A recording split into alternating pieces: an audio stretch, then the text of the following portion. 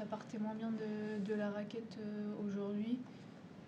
J'étais, je sais pas trop pourquoi, peut-être un peu bloquée, mais j'avais du mal à frapper vraiment dans la balle. C'était moins fluide que les autres jours.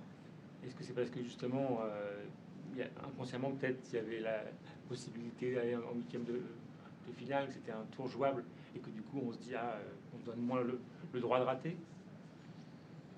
Peut-être, en tout cas j'étais moins libérée que les autres jours sur le court, donc forcément à ce stade-là de la compétition, ça peut pas passer. Il y a des moments où on t'a senti frustré, quand tu as débreaké dans le deuxième, on s'est dit peut-être que là ça va revenir, et puis finalement ça n'a pas marché, quoi. Ouais, j'ai pensé aussi que ça pouvait me libérer un peu de débreaker dans le deuxième, mais en fait non, pas vraiment, c'est resté pareil tout le long du deuxième set, donc difficile. Est-ce que ça t'était déjà arrivé entre deux matchs, avant-hier tu avais joué d'une manière exceptionnelle et là moins bien, ça arrive souvent ce genre de choses?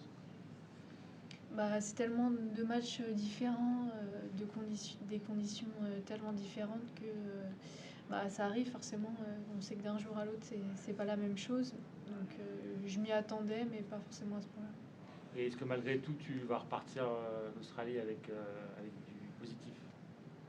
Oui, il y a quand même du positif à garder de ces quelques semaines en Australie, même si là forcément il y a beaucoup de déceptions. Il faut que je vois le positif et puis continuer comme ça. Et ton programme pour les prochaines semaines, du coup, ça va être quoi maintenant? Je sais pas trop encore du coup, mais probablement Linz, le 500. Et puis après, il faut que je vois. En fonction de si tu rentres dans les tableaux, tout Ouais, ça? c'est ça, en fonction de si je rentre ou pas à Dubaï ou pas.